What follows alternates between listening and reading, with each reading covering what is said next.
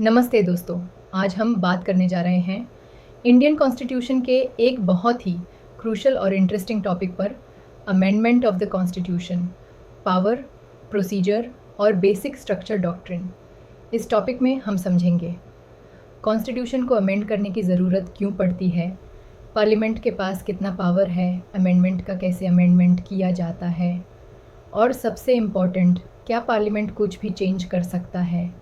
यहीं पर आता है बेसिक स्ट्रक्चर डॉक्ट्रिन। चलिए स्टेप बाय स्टेप समझते हैं। पार्ट 1, कॉन्स्टिट्यूशन में अमेंडमेंट की ज़रूरत क्यों। कॉन्स्टिट्यूशन एक लिविंग डॉक्यूमेंट है। इसका मतलब है कि समय के साथ जो नए चैलेंजेस, सोशल चेंजेस और नीड्स आती हैं, उनको एड्रेस करने के लिए कॉन्स्टिट्यूशन को कभी कभी अपडेट करना पड़ता है। एग्जाम्पल, फर्स्ट अमेंडमेंट से फ्रीडम ऑफ स्पीच को लिमिटेड किया गया जब पब्लिक ऑर्डर थ्रेट बन गया। 73rd एंड 74th अमेंडमेंट से पंचायती राज और नगर पालिका सिस्टम इंट्रोड्यूस हुआ। 103rd अमेंडमेंट से EWS रिजर्वेशन दिया गया। तो क्लियरली अमेंडमेंट का प्रोसेस होना इसेंशियल है। पार्ट 2, अमेंडमेंट का पावर और प्रोसीजर। आर्टिकल 368 कॉन्स्टिट्यूशन का वो पार्ट है जो बताता है कैसे कॉन्स्टिट्यूशन को अमेंड किया जाए। ये आर्टिकल पार्ट XX में आता है। पार्लियामेंट के पास पावर है कॉन्स्टिट्यूशन को अमेंड करने का, लेकिन ये पावर अनलिमिटेड नहीं है। इस पर कुछ प्रोसीजर और कंडीशंस अप्लाई होते हैं। 3 टाइप्स ऑफ अमेंडमेंट्स होते हैं। 1, सिंपल मेजॉरिटी से अमेंडमेंट। इसमें पार्लियामेंट नॉर्मल लॉ जैसा ही अमेंडमेंट करता है। आर्टिकल 368 अप्लाई नहीं होता। एग्जाम्पल्स, न्यू स्टेट बनाना पार्लियामेंट, या प्रेसिडेंट के सैलरी में चेंज, स्टेट बाउंड्रीज चेंज करना, ऑर्डिनरी लेजिस्लेशन के रूल्स फॉलो होते हैं। 2, स्पेशल मेजॉरिटी से अमेंडमेंट। ये मेथड मोस्टली यूज़ होता है जैसे फंडामेंटल राइट्स में चेंजेस, DPSPs ऐड करना, एट्सेट्रा। प्रोसीजर, बिल पार्लियामेंट के किसी भी हाउस में इंट्रोड्यूस हो सकता है। टोटल मेंबर्स का मेजॉरिटी प्लस प्रेजेंट और वोटिंग मेंबर्स का 2/3 होना ज़रूरी है। दोनों हाउसेस से पास होना चाहिए। प्रेसिडेंट इस बिल को रिफ्यूज़ नहीं कर सकता। 3, special majority plus half of states की रेटिफिकेशन। अगर अमेंडमेंट फेडरल स्ट्रक्चर को टच करता है तब स्टेट्स का रोल भी आता है। एग्जाम्पल्स, प्रेसिडेंट के इलेक्शन से रिलेटेड चेंजेस, सुप्रीम कोर्ट और हाई कोर्ट के पावर में changes, GST type amendments. At least 50% states का अप्रूवल ज़रूरी है।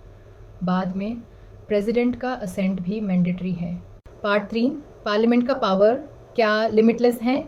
ऐसा सोचा गया था कि पार्लियामेंट कॉन्स्टिट्यूशन का कोई भी पार्ट चेंज कर सकता है, इंक्लूडिंग फंडामेंटल राइट्स, लेकिन कोर्ट्स ने बोला नो, पार्लियामेंट पावरफुल है लेकिन उसकी भी बाउंड्रीज़ हैं।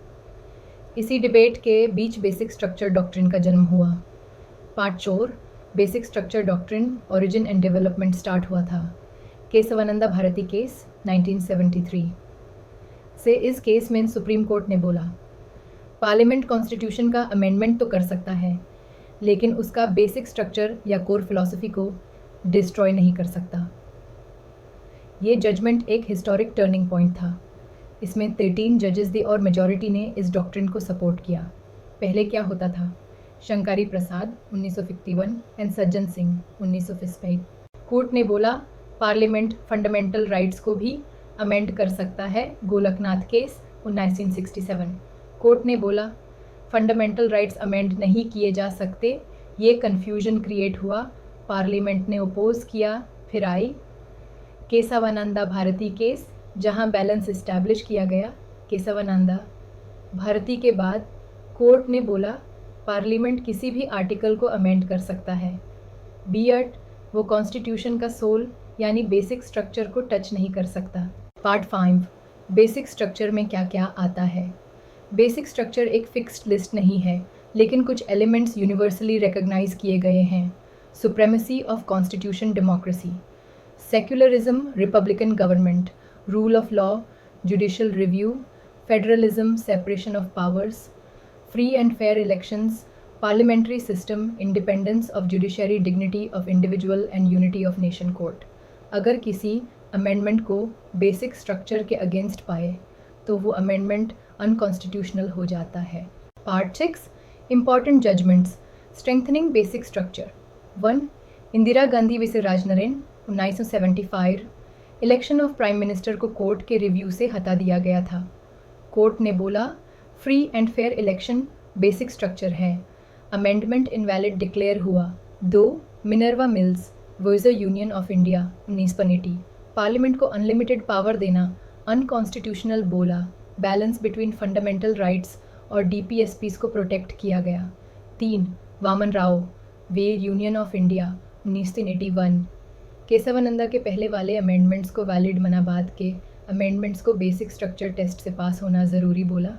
4 IR Coelho way state of Tamil Nadu 2007 9th schedule में रखे गए लॉज भी बेसिक स्ट्रक्चर के अंडर जुडिशियल रिव्यू के लिए ओपन हैं। पार्ट 7 बेसिक स्ट्रक्चर की इम्पोर्टेंस कॉन्स्टिट्यूशन का सोल बचाता है। पार्लियामेंट कुछ भी अमेंड नहीं कर सकता जो कॉन्स्टिट्यूशन की ओरिजिनल स्पिरिट को तोड़ता हो। डेमोक्रेसी और राइट्स की प्रोटेक्शन करता है। डिक्टेटरशिप जैसा रूल नहीं आने देता। पार्लियामेंट और जुडिशरी के बीच एक चेक एंड बैलेंस बनाता है। Part 8 criticism of basic structure वेग कॉन्सेप्ट। क्या बेसिक स्ट्रक्चर में क्या आता है?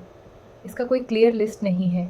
जुडिशरी का सुप्रेमेसी कई लोग कहते हैं कि जज जो इलेक्टेड नहीं होते उनके पास ज़्यादा पावर हो गया।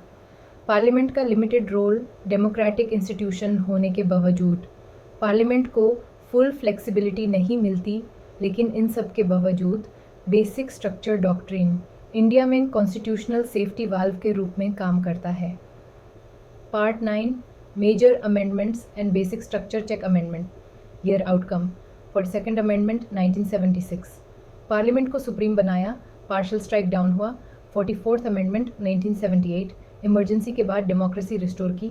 फिर 2nd amendment 1985 anti defection law upheld. 101st amendment 2016 GST introduce किया। पास टेस्ट। Part 10 conclusion.